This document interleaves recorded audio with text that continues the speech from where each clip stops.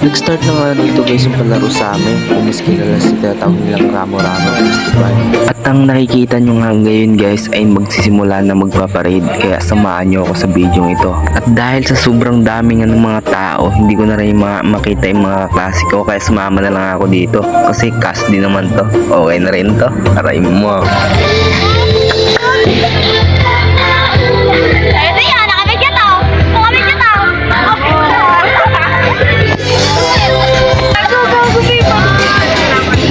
Iba-iba nga mga pakulo nilang ginawa kaya i-fast forward ko na.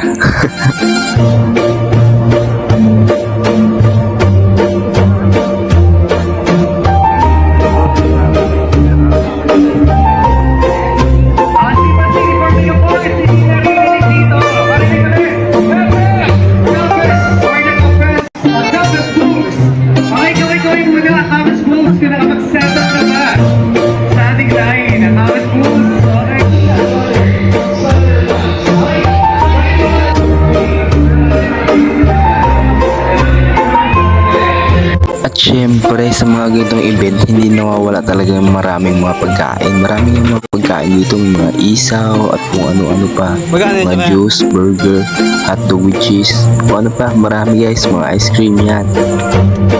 Kaya ito, kumain na rin nga ako kasi sobrang pagod din talaga. Kung mapapansin nyo sa video, akala nyo malapit lang talaga yung ginawa namin. Pero guys, inikot talaga namin ito yung campus. Grabe kapagod. Kaya ito, palamig muna tayo. Samahan nyo muna ako.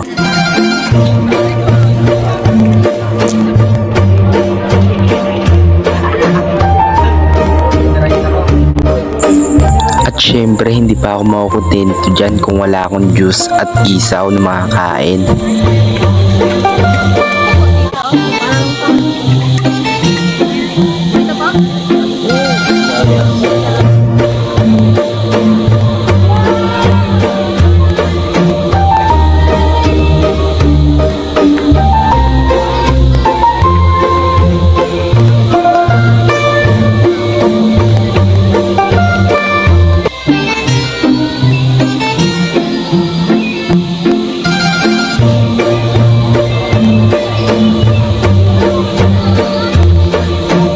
Pagkatapos din ko nga kumain, syempre papanoorin ko na yung gusto kong panoorin. Ano pa nga ba? Syempre boxing. Tayo po ay may dalawang kategorya, no? Ito yung mga senior boxer, yung mga elite boxer at saka may junior boxer. Tayo yung mga veterano at saka yung isa naman po yung mga beginners. Dahil ang WBO ay naghahanda rin na pagkadating na din makaroon na po ng boxing na ng Istraso ay nakahanda ng muli na idibinsa nila ang kanilang overall champion ang WBO po sa region po at saka sa national palarong pambansa.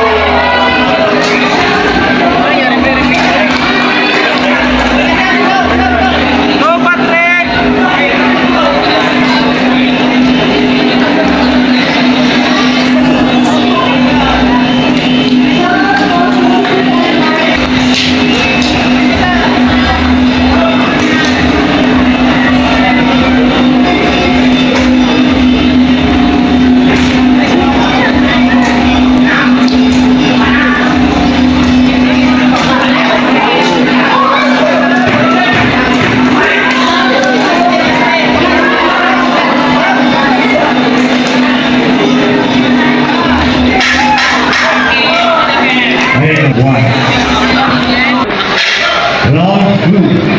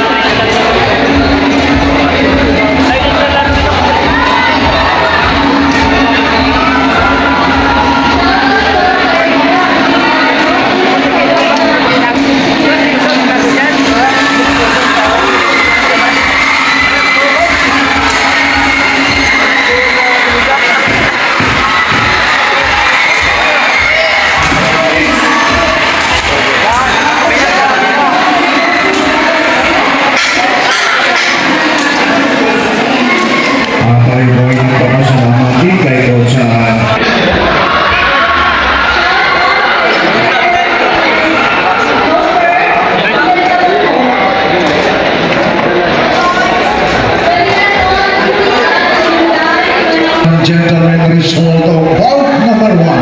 And the winner by unanimous decision and corner.